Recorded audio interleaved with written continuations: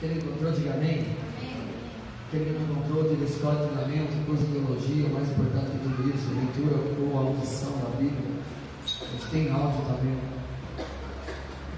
Diz assim: portanto, se há algum conforto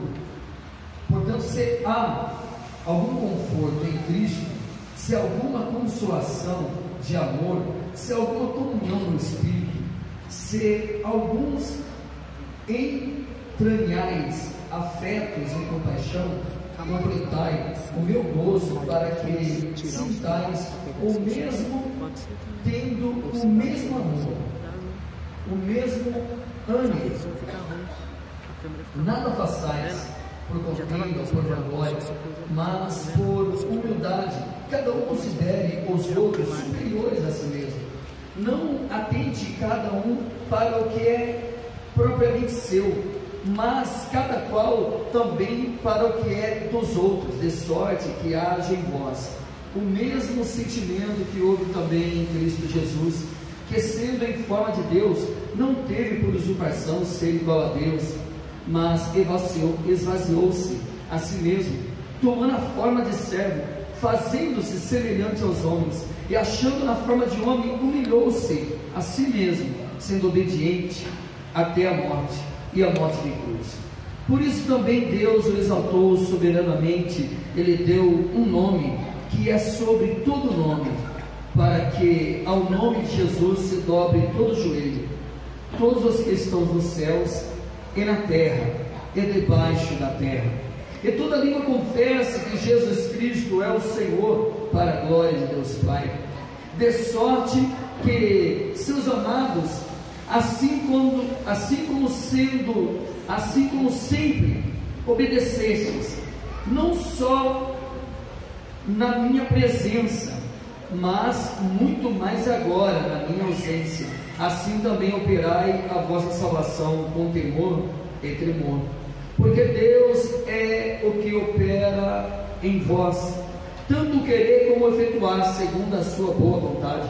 Fazei todas as coisas sem murmurações nem contendas, para que sejais irrepreensíveis e sinceros filhos de Deus, inculpáveis no meio de uma geração corrompida e perversa, entre a qual resplandeceis como astros no mundo, retendo a palavra da vida, para que no dia de Cristo possa gloriar-me de não ter corrido nem trabalhado em vão, e ainda que seja oferecido por libação sobre sacrifício e serviço da vossa fé, folgo e me regozijo com todos vós, e vós também regozijai-vos e alegrai-vos comigo por isso.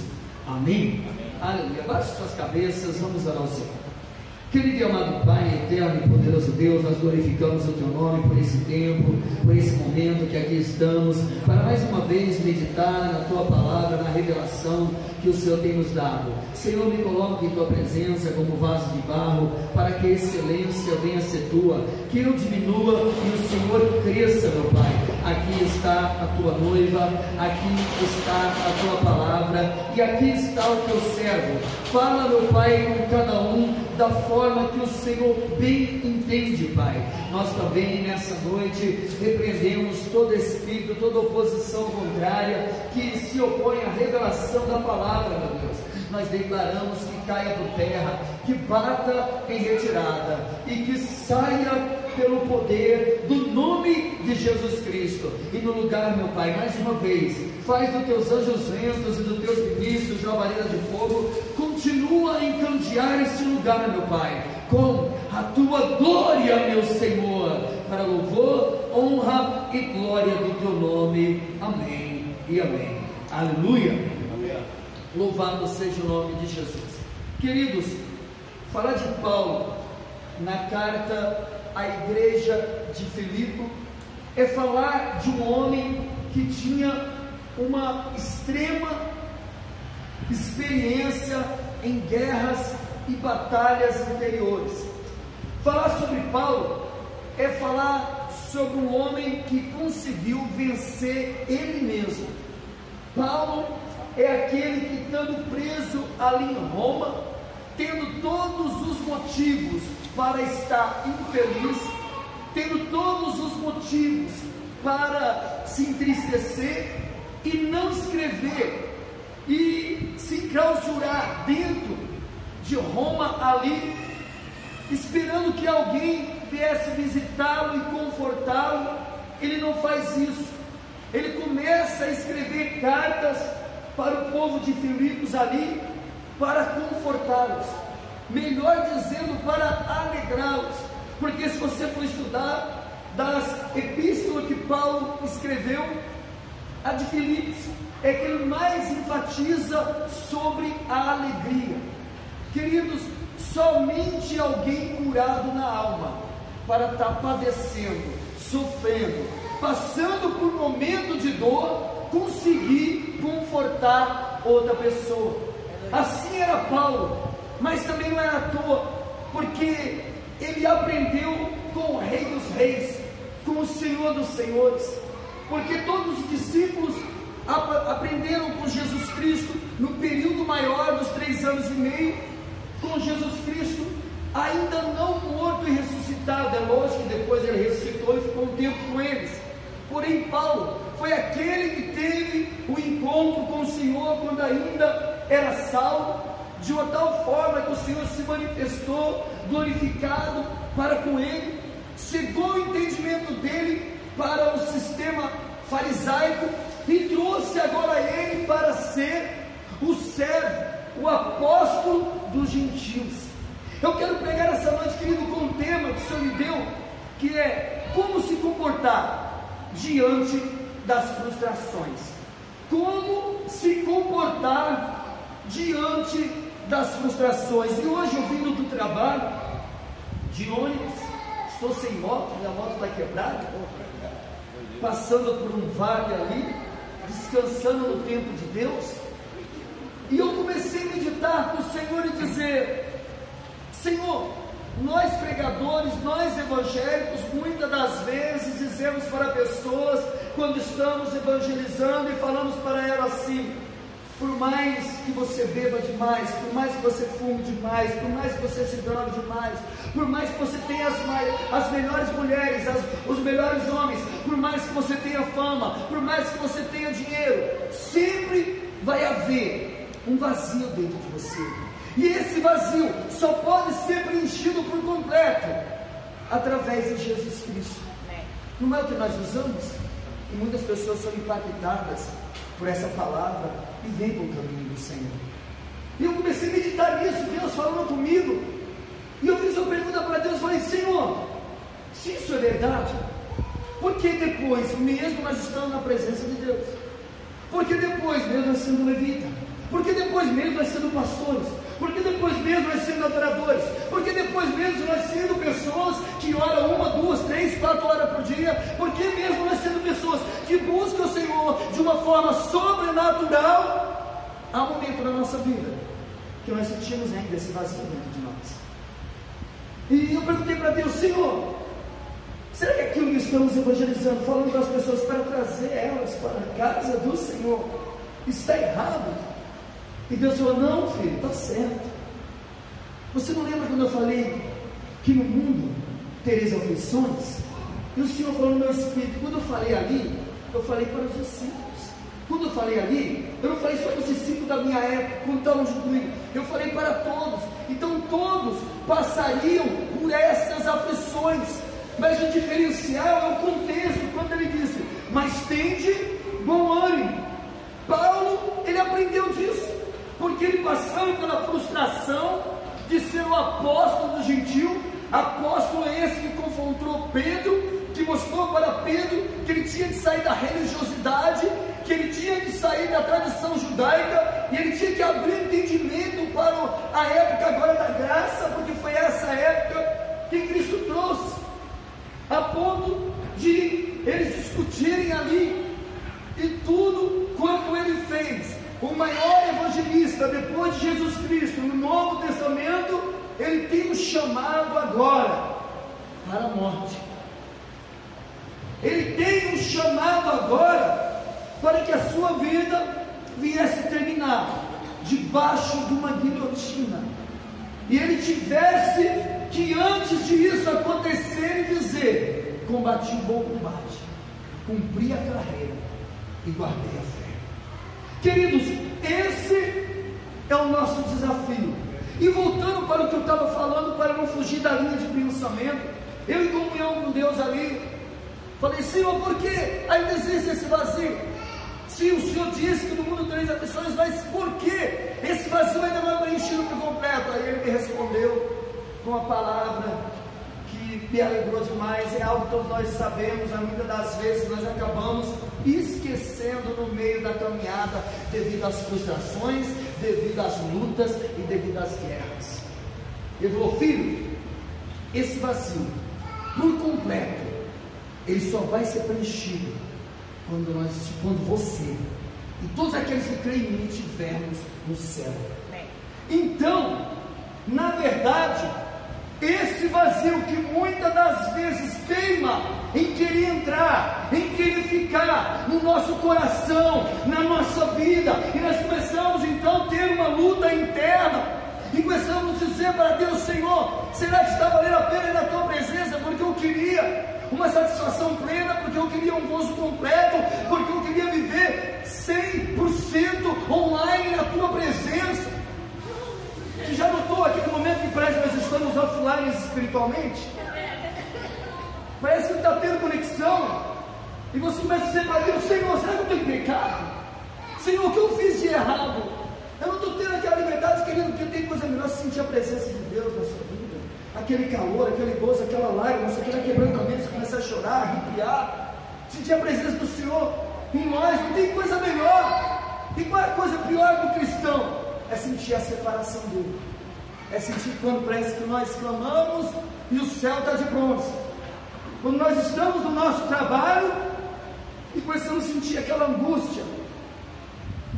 E esses dias o Senhor me repreendeu, porque eu estava no meu trabalho, eu estava sentindo uma angústia, estava angustiado, nada tinha acontecido, não tinha nada de errado, mas sabe quando acontece aquela pai e mãe, acontece muito isso, eu acredito que os jovens também deve acontecer algo do tipo, de você se sentir angustiado com a impressão que parece que vai acontecer algo de ruim, e de momento está tudo perfeito, não tem nada de errado, e daí então eu comecei a orar em línguas, porque a Bíblia fala que quando nós oramos em língua, por isso que você, jovem, é importante você buscar o batismo em língua, porque a Bíblia fala que quando nós somos batizados em línguas, nós conseguimos falar com Deus em secreto, numa língua que só Ele entende, e aquele que fala em línguas edifica a si mesmo.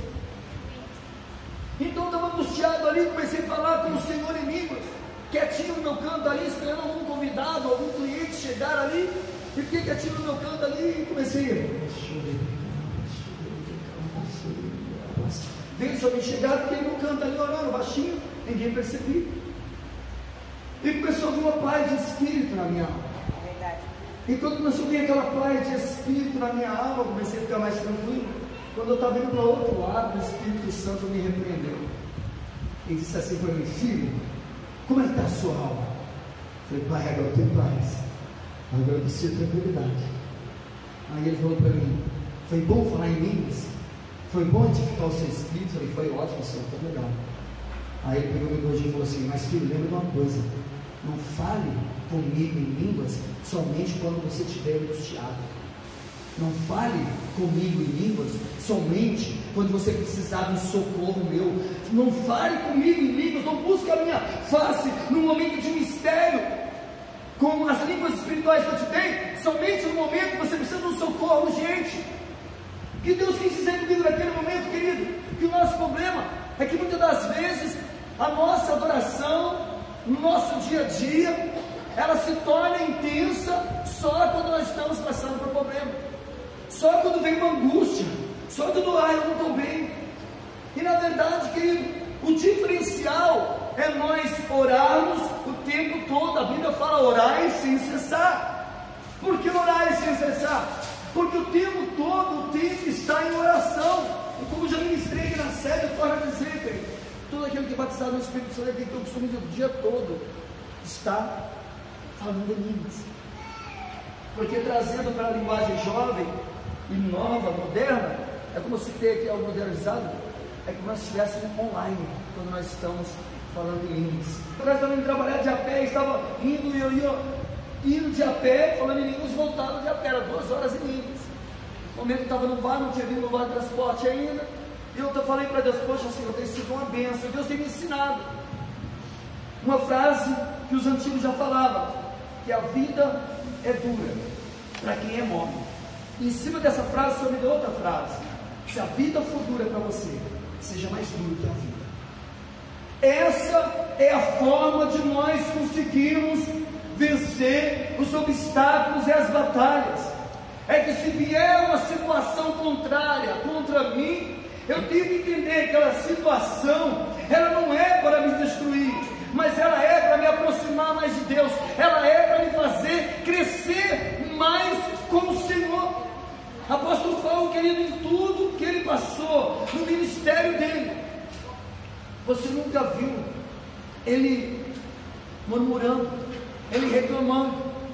Aqui no texto que lemos, está falando no final aqui de regozijar e se alegrar comigo nisso. Nisso o quê? Numa prisão? Se você for ver nos evangelhos lá, tem 2 discípulos de Cristo também, que eles apanham, são ali espancados, e eles começam então a se regozijar, se alegrar por estar sofrendo por Cristo. Parece algo louco, né? Será que nós temos essa mesma intimidade com o Senhor?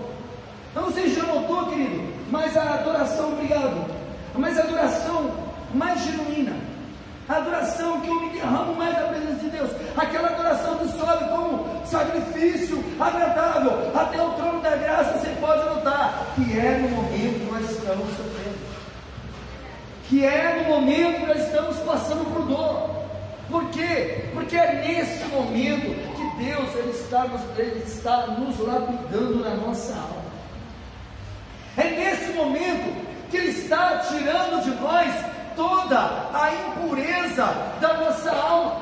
Porque quanto mais nós nos aproximamos do Senhor, mais vai aparecer a sujeira que há em nós. Então, essa é uma das respostas, porque muitas das vezes, quanto mais nós buscamos a Deus, infelizmente eu ouvi de um pastor que hoje se encontra afastado, e ele não entendeu o trabalhar do Espírito Santo, e ele disse assim: não adianta você buscar a Deus demais, porque quanto mais você buscar a Deus, mais Ele vai agir em você. Lembra? A esposa estava comigo, eu olhei para ela, ela olhou para mim, e eu falei: ele está fora da direção, e hoje está afastado. Sabe por quê? Porque isso é uma seta maligna do diabo. Porque na verdade, a Bíblia diz em Apocalipse que aquele que se suja mais, mas aquele que se santifica mais. Então, na verdade, nós nunca vamos vencer a Deus na santificação mesmo. Por quê? Porque sempre Ele vai querer mais de nós. A Bíblia diz que nós devemos buscar a estatura de varão, ou varoa também, perfeito. Mas por que perfeito? Se sabemos que nenhum de nós podemos ser perfeito, mas nós precisamos de buscar essa perfeição, porque quando nós nos preocupamos em buscar esta perfeição, automaticamente, dia após dia, nós estamos crescendo com o Senhor. Dia após dia, nós estamos nos aproximando de Deus. E o diabo, querido, é especialista de querer falar na nossa mente. No momento que nós estamos passando por pesos, batalhas espirituais, muitas das vezes, na nossa mente, nós ouvimos mais o diabo do que a Deus. Que isso, pastor? É verdade, querido. Ninguém é super-homem, ninguém é super-mulher. Temos que aprender a batalhar e não aceitar, como preguei aquela vez, as muitas vozes que vêm na nossa mente. As vozes do desânimo, as vozes da tristeza, as vozes da angústia, as vozes da ira. E você já notou que quando está tudo bem, quando você está feliz, Normalmente você lembra do momento de felicidade? Não. Quando você está em paz, você lembra do momento de ira? Não. Mas você já notou que no momento que você se ira, um exemplo, você se irou com uma pessoa, e naquele momento de se ira com uma pessoa, o diabo começa a trazer à sua mente, ao seu redor, todas as pessoas que te fizeram mal, e parece que aquele conjunto de iras começa a vir sobre a sua vida. Rebeca Brau fala numa das ministrações dela que nós temos que tomar cuidado com as nuvens de ira. Você pode notar, querido, se você chegar num lugar e aquele lugar estiver ali uma confusão, pessoas discutindo, se você não vigiar, daqui a pouco você está nervoso junto com aquelas pessoas. Por quê? Porque no mundo espiritual, a Bíblia diz que a nossa luta não é contra a carne e contra o sangue, mas contra principados e potestades nas regiões celestiais. E quando se fala regiões celestiais, não é só lá em cima. Aqui nós estamos também na região celestial. Então o inimigo, ele vai tentar tirar de nós a paz, a alegria e trazer um momento de dor. Então tomemos cuidado na vida, na nossa vida, nas nossas atitudes de um momento. Porque você pode construir o seu ministério, a sua vida, a sua casa, a sua família, anos e anos, mas se eu e você não vamos vigiar, apenas em um momento nós podemos jogar abaixo, fazer cair no terra tudo aquilo que semeamos no mundo espiritual, tudo aquilo que ganhamos em Cristo. Então a estratégia do diabo, queridos, é colocar em nós uma insatisfação para que possamos estar na casa do Senhor, mas não venhamos ter a alegria da salvação, como nós oramos ontem aqui na vigília. O pastor Cristo colocou essa aula de oração. Nós temos que guerrear a nossa alma e falar para Deus: Deus, não permita que eu perca a alegria da salvação, querido, porque não há motivo maior de nós sermos felizes a saber que um dia nós nos desprenderemos dessa terra, o arrebatamento. No original, no grego, essa palavra é raptus, que quer dizer arrancado bruscamente. Por isso que muitas das vezes o inimigo quer nos prender tanto com o sentimento nessa terra. Por isso que muitas das vezes o inimigo quer colocar em nós as preocupações desse mundo, a tal ponto que parece que o arrebatamento ele não é tão real assim,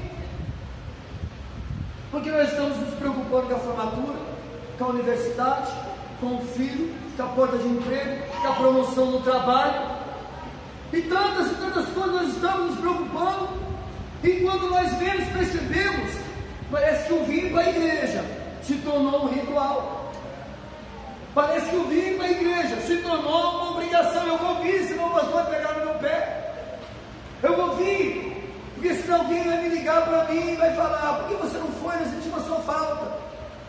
E se a pessoa não liga, alguém vai dizer: está vendo? Ninguém se importa comigo, já se esqueceram de mim. E se liga, a pessoa fala: poxa, mas está pegando no meu pé, eu não posso faltar um domingo, eu não posso faltar um culto. Então, na verdade, querido, o ser humano, somente a Bíblia, somente Jesus Cristo, psicólogos, para poder nos entender. Porque eu não sei você, mas eu muitas das vezes nem eu mesmo me entendo. E falo: Senhor, me ajuda a me compreender mais. Sabe por quê, querido? Porque se nós não nos amarmos, se nós não nos compreendermos, se nós não nos curarmos através da palavra de Deus, buscar do entendimento que Deus tem para nós através da nossa palavra, nós vamos nos tornar pessoas insuportáveis.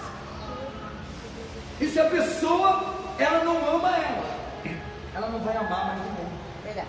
Uma pessoa que não é curada na sua alma, ela não consegue perdoar e amar ninguém. Por isso que o diferencial do Evangelho, queridos, é você viver a vida de renúncia que Paulo ensinou aqui. Por isso que no começo do capítulo 2, no versículo 4, ele diz assim: ó, não atende cada um para o que é propriamente seu, mas cada qual também para o que é dos outros. Quando nós entendemos isso, em concordância com o que Cristo falou, os dois maiores mandamentos, amar a Deus sobre todas as coisas, o seu próximo como a ti mesmo. Quando a pessoa começa a trazer isso para a sua prática de vida, ela economiza tanta dor de cabeça na vida dela. Por quê, pastor? Porque de repente lá no seu trabalho, alguém pisa no seu carro, e sabemos que nós temos a parte adâmica que está em nós, e quando alguém pisa no nosso carro, o velho Adão, ele já quer se levantar, ele fala, peraí, você é crente, mas você não é boca. Onde já se viu você deixar se a pessoa fazer isso com você, e vem aquela ira e você quer escutar a mesma moeda? Aí depois você lembra da palavra, você lembra de amar o seu próximo como fosse a ti mesmo. E o problema de muitos cristãos que vivem frustrados é isso, porque o diabo, ele sempre vai preparar situações para sujar o nosso coração. Lembra do texto aqui que Paulo está dizendo aqui que nós devemos ser como um astro para o mundo. Quer dizer o quê? Aqueles que brilham. E se brilha, não há escuridão. Você vê essa cruz escura aqui, a hora que eu vi, então já começou a me dar umas revelações já. Já começou a me dar umas revelações. Por que a cruz preta, ó, pastor? Eu vou dar uma força, hein? Por que a cruz preta? Porque, querido, preto, ele significa, não é, é um símbolo, melhor dizendo, é um símbolo do pecado, é o símbolo da dor. Sabe aquela palavra? O choro pode durar uma noite, mas a alegria vem para uma noite.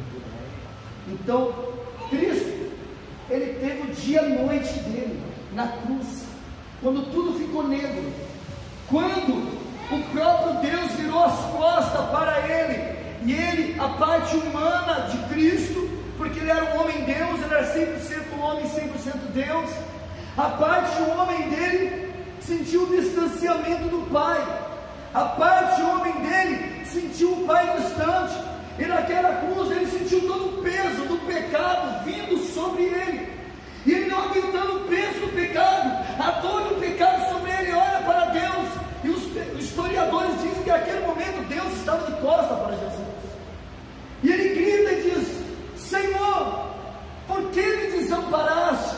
Ali era a parte humana de Cristo berrando e gritando do distanciamento de Deus.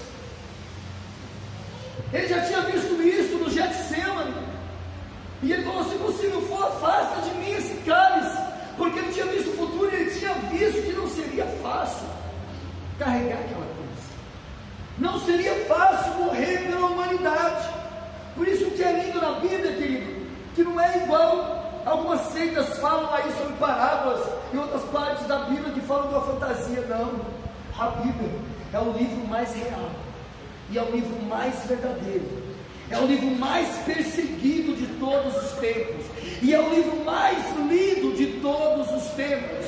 É o livro que tentaram banir, é o livro que tentaram destruir, é o livro que pessoas tocam fogo, zombam, mas é o livro que tem trazido multidões de volta à vida genuína e verdadeira da felicidade. Por isso que nós temos que meditar nela de dia e de noite. Essa é a palavra que nos traz vida. Eu estou sem relógio aqui. Agora só em nota. Que hora termina você? 9? 9 horas. Não sei quando você vai terminar. 9 horas, amém. Queridos, então, a palavra de Deus é que nos dá vida. A palavra de Deus é que nos cura. A palavra de Deus é que nos renova. E a palavra de Deus mesmo, ela dá a diretriz. Eu queria falar aqui, não vai dar tempo. Eu queria falar sobre Davi, sobre José, sobre Jesus. Jesus já falei. Mas eu quero dar uma pincelada só em Davi, querido. Um adorador por excelência. A história de Davi é uma história curadora. O menor da família, ruivo. Alguns historiadores dizem que Davi, ele era um filho bastardo, ele não era filho de Jessé. É algo que a gente estudar mais profundamente, alguns historiadores, a Bíblia não diz diretamente. Mas tem uma ponte que pode levar a você a entender isso, porque era ruivo. diferente dos outros seus irmãos, era tipo o pastor Léo da vida. E aquele jovem, ele tinha tudo para dar errado na vida dele, porque ele era um jovem excluído pelo seu pai e pela sua família. Nota-se que quando Samuel recebe a visão de Deus que ia levantar um novo rei, porque Saul tinha caído na desobediência e estava praticando a desobediência, e essa desobediência estava se tornando como fosse pecado e feitiçaria. O Senhor fala: vou levantar um homem segundo o meu coração. Fala para Jessé, fala para Samuel, vai à casa de Jessé. Lá na casa de Jessé eu tenho um que eu vou escolher para ser rei de Israel. Porém, quando chega lá, Jessé, ele olha com a visão humana, a visão que nós temos esse hábito. Oi? A visão que nós temos esse hábito, querido, de olhar pelo que é lógico, de olhar pelo que nós estamos vendo nos nossos olhos. Por isso nós temos que ter uma vida de oração, uma vida de busca, porque um dos dons que mais tem faltado na igreja nos últimos dias é o dom de discernimento de espírito. Porque normalmente nós julgamos as pessoas pela aparência, pelo que a pessoa apresenta, e muitas das vezes nós pecamos, porque Deus é o Deus que olha para a alma, Ele não olha para a aparência. Até Samuel, um profeta que a Bíblia diz que nenhuma das suas palavras caíram por terra no seu ministério, mas mesmo assim ele se enganou, porque quando ele olha para os irmãos de Davi e vê ali homens robustos, homens fortes, homens prontos para a guerra, ele começa a chamar, e vai chamando os irmãos, ele vai pensando que é um, e o Senhor fala: não é esse. Chama outro, o Senhor fala: não é esse também. Chama outro, e Deus fala: também não é esse. E Deus teve que dar uma dura ali em Samuel. Fala: Samuel, por que você está olhando para a aparência? Você está olhando para o físico, para o bíceps, para o tríceps, mas eu sou aquele que olha dentro da alma, porque a minha força é como se Deus estivesse falando assim para Samuel: Samuel, a minha força não está no físico, a minha força está na alma, a minha força está no espírito, é aqui que está a minha força. Então Deus manda chamar lá no meio das ovelhas malhadas Davi, aquele que é ungido para ser rei, escondido, sem ninguém ver. Ele venceu o leão, ele destruiu o urso, ninguém estava vendo, e ele estava ali, fazendo a parte dele. Hoje em dia, queridos, o nosso maior desafio é continuar fazendo a nossa parte, sem ninguém ver. É o nosso desafio, porque seria hipocrisia da nossa parte dizer que eu quero fazer algo e eu não espero o resultado. Seria hipocrisia da nossa parte. Daqui a pouco nós vamos postar algumas fotos do culto aqui, ou algumas fotos pessoais que nós postamos. Quem conhece bastante Bíblia sabe que trabalha bastante com o Facebook, mas pode buscar uma Face, querido, não tem babaquice lá, tem coisa de Deus. Ou agora um pouco da política, porque o nosso presidente ele é crente. Eu profetizo, é crente, a mulher dele ele está no caminho, mas como ele tem a palavra, vai pregar, vai governar com a Bíblia e com a Constituição. Então, querido, seria hipocrisia da nossa parte nós queremos falar que nós fazemos algo. Eu não vou postar essa foto aqui, mas só me postar. Se não tiver nenhuma curtida, eu não vou nem ligar. Parece, né? É claro que eu quero postar lá, e quanto mais curtida tiver, mais feliz nós ficamos. Mas sabe o que é o diferencial? É quando você posta e quase ninguém curte, e mesmo assim você fala: louvado seja o nome. Amém. Que vai ser difícil, né? O irmão falar isso. Mas é disso que Deus espera para nós.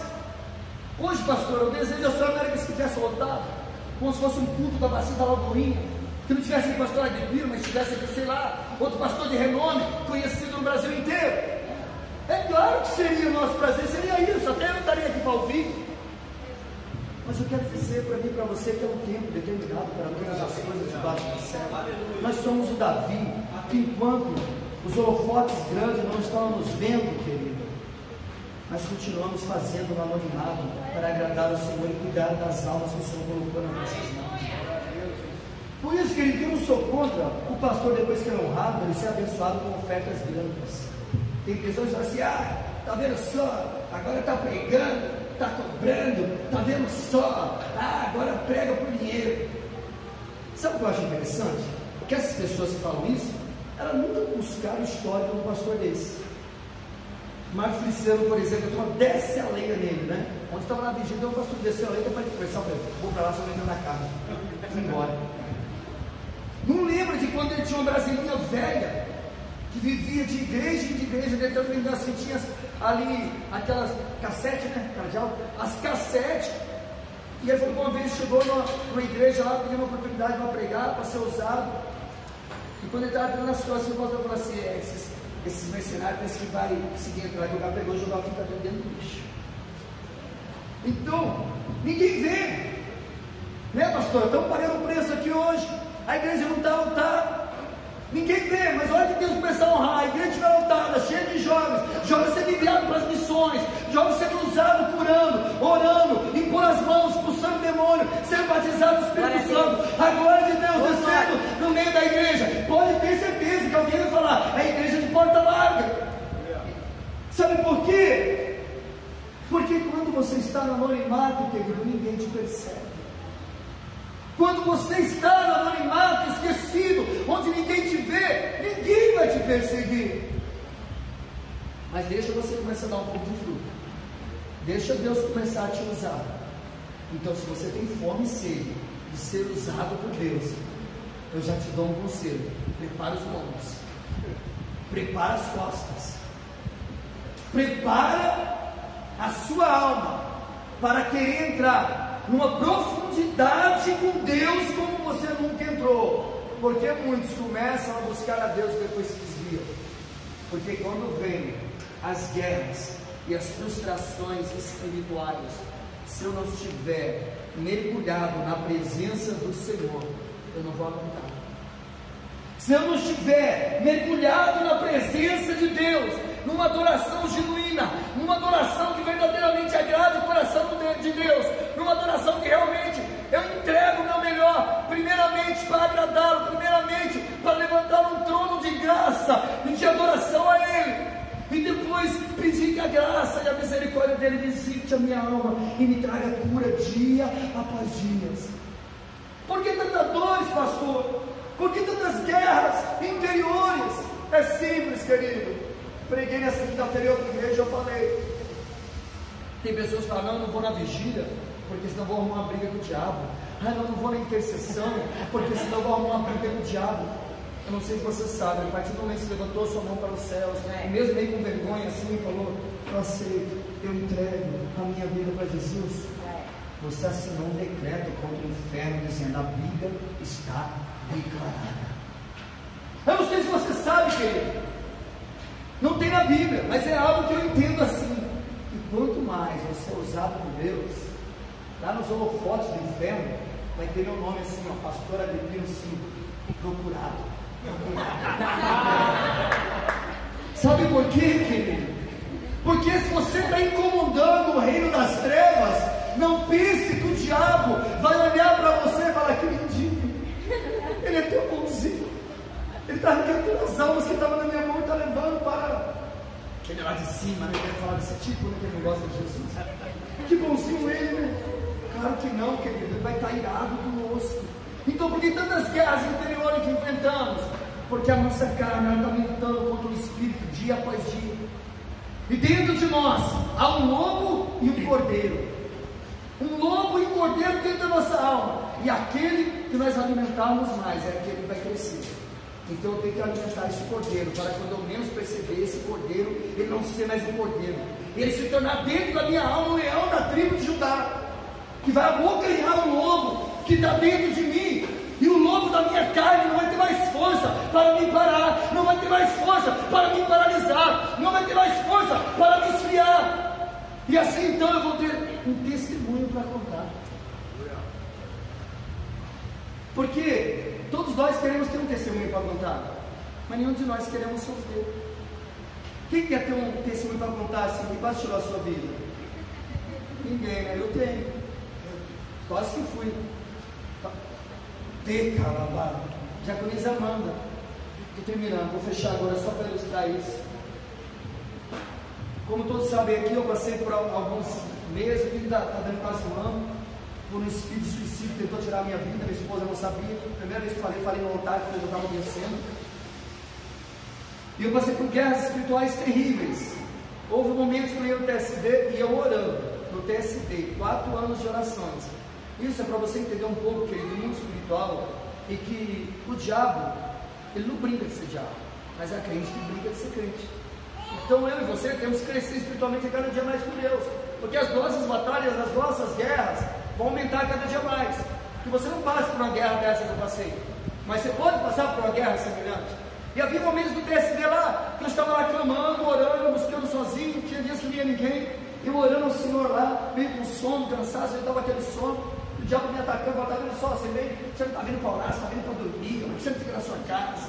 Eu abri o olho, ai, em nome de Jesus, levantava, andava um pouco, corpo cansado, sentava novamente, aquela oração de guerra, de batalha. O diabo falava para mim, mas fácil tirar a sua vida, nem a sua oração vai chegar no trono da graça. Nem a sua oração está chegando. Só que, querido, eu fui guerreiro, eu fui não aceitando. Reconheço que faltou humildade minha para pedir ajuda. Fiquei só ligado no trono, e graças a Deus venci. Um dia minha esposa me deu um cajado e falou: por que você não pediu ajuda? Eu falei: não, porque muitos podiam me julgar. Então eu preferi estar tete a tete com o Pai, e o Pai renovou a minha fé. Então por que eu falo isso, querido? Porque na verdade Deus quer nos levar a níveis mais profundos, porque todas as vezes que eu dou esse testemunho, no final do culto, alguém me fala comigo que está passando uma situação semelhante. Esses dias um pastor falou que teve esse sentimento. Você não via ninguém falando. Então, não tenha vergonha de falar da sua fraqueza, o antes ou depois. Que você venceu, ou que você está vencendo. Porque Deus permite de eu e você passarmos por lutas e guerras e batalhas que muitas das vezes parece que nós não vamos suportar, parece que nós não vamos vencer. Esse é o momento que eu e você estamos entrando num nível espiritual mais próximo do Senhor. Esse é o momento que eu e você estamos entrando num nível espiritual que muitos ainda não vão chegar. Então entenda, se você quer mais de Deus, dê mais para Deus. William Carey, um missionário na Índia, que perdeu a sua esposa, morreu logo, o seu filho com malária, foi para a Índia, 7 anos, ganhou uma alma só, pensava que ia ser pregador, o chamado dele era para mestre. Conseguiu banir o Chati da Índia, tradição como se fosse o carnaval na nossa nação. Se o marido morresse, a mulher tinha que ser enterrada viva junto. Tradição do país. Ele, junto com outro líder religioso do país, ele conseguiu abolir essa tradição do país. Sabe o que é isso? É a mesma coisa que alguém cristão, vamos crer, o Bolsonaro e o outro aí, aboliu o carnaval do Brasil. Aleluia, parece algo impossível, né? Mas na Índia, William Carey, ele conseguiu abolir essa tradição, acabou naquele país. Só que para isso ele perdeu uma mulher louca. Sabe por quê? Porque não aceitou o chamado. Foi para a Índia contra o chamado do marido. Alguns casais aí, abraça, né? Deus colocou o ministério na sua mão, abraça. Não brinca. Deus quer te usar. No momento da dor, adora e descansa. No momento da dor, adora e descansa. Perdeu o filho com malária, perdeu a esposa, às vezes ele ia no meio da mata e orava ao Senhor dizendo: Senhor, será que eu não ouvi a tua voz? Será que eu errei o meu chamado? Será que eu não era para estar aqui? Sabe o que aconteceu com William Carey? Novo Testamento, 26 dialetos diferentes ele traduziu. A Bíblia inteira, se me falha a minha memória, 6 línguas. O chamado dele era para mestre, ele pensava que era para evangelista. Abriu uma universidade, não recordo se é na Índia ou na Europa. Até hoje tem essa universidade, o nome dele. Olha onde Deus levou esse homem. Então, não tem outro caminho para ser honrado, a não ser, como falou aqui de Jesus Cristo. teve que ser humilhado até a morte de cruz. Mas porém, sobre esse nome foi dada autoridade sobre todo mundo. Não é diferente na nossa vida. Quando eu aprendo a me humilhar na presença de Deus, quando eu aprendo a passar pelo vale da sombra da morte e ver lá no fundo uma luz, eu falo, não, eu sei que lá na frente a história vai ser diferente. Eu sei que lá na frente algo vai mudar. Eu sei que lá na frente vai ter uma resposta. Eu sei que lá na frente Deus vai trazer uma provisão. Deus vai entrar com providência no meu chamado, na minha família, no meu alvo de oração. Deus, Ele vai fazer. Enquanto Ele não faz, 3 coisas: espere, espere, espere. Ou 3 coisas: adore, adore e adore. Ou mais 3 coisas: medite, medite e medite. Esse é o caminho que Ele tem, para que eu e você possamos compreender como se comportar diante das frustrações. Se coloque de pé em nome de Jesus.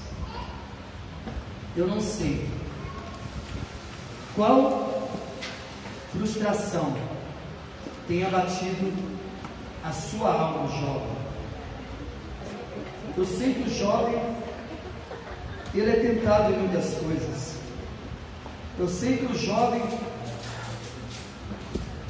ele é afrontado em muitas coisas, porque se nós que somos casados, temos as nossas esposas, passamos por guerras espirituais, o jovem muito mais, porque nós que somos pais, entendemos como um filho se comporta só quando nós somos pais. Esse dia eu estava pregando aí e comentei sobre isso. Esse dia eu estava meio indignado com meu filho esses meses atrás, e eu falando com Deus, e Deus trouxe a minha memória de quando eu era jovem, que eu não estava na igreja, que eu me converti aproximadamente com 25 anos. E até esse dia eu estava com Deus, pai, eu me converti com 25, meu filho já tem 22. Será que vai ter que esperar até os 25 para se converter? Eu fui em Salmo 70, apressa-te, Senhor. Mas ele começou a trazer a minha memória quando eu não tinha Jesus, quando eu ia para as baladas, chegava 4 horas da manhã. E ele começou a falar assim para mim: filho, como que seu pai terreno se sentia? Aí eu falei, nossa. Aí eu comecei a sentir o sentimento que eu sinto do meu filho hoje, dele não estar na casa do Senhor. Entendeu? Amar ao seu próximo como a ti mesmo é você sentir a dor do seu próximo sem julgar, e como se você estivesse na pessoa do seu próximo. Por que meu pai é tão chato comigo? Por que meu pai pega tanto no meu pé? Por que meu pai me impressiona muito? Hoje talvez você não tenha a resposta. Hoje eu tenho a resposta, porque hoje eu sei. Hoje eu sou um pai e me preocupo com meu filho. Então hoje eu sei o sentimento que o meu pai tinha para comigo. Então quando o seu pai se preocupa com, não é porque ele está pegando no seu pé, não é porque ele quer o seu mal, é a preocupação que ele te ama demais e que quer o seu bem.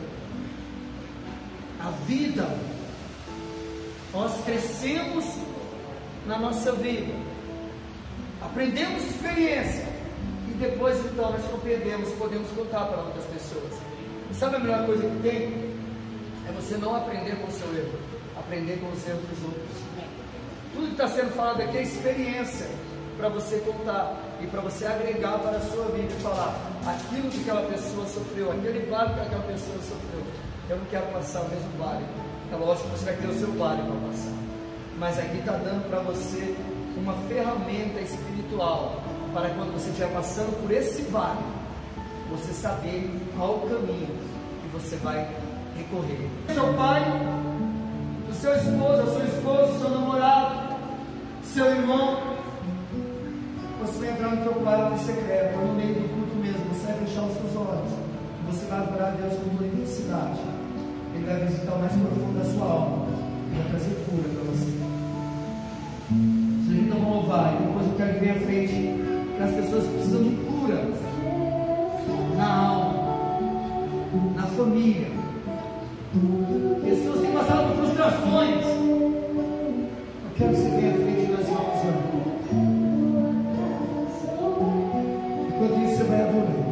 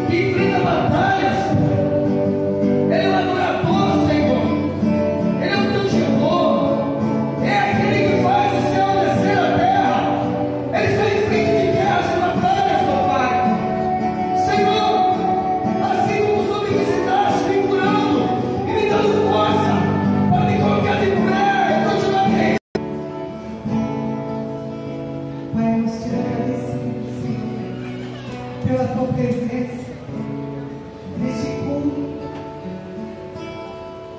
Obrigado, Senhor. Obrigada, Senhor. Obrigada por cada vida que ouviu a tua voz, que esteve aqui nessa noite.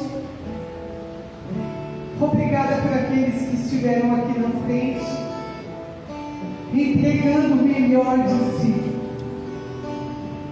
entregando o seu sacrifício a ti, Pai. É isso que vale a pena, Senhor. É isso que vale a pena. Nós queremos entregar a ti, Senhor, toda a honra, toda a glória, toda a adoração, toda a gratidão. Obrigada, Senhor. Continua conosco. Em nome do Senhor Jesus.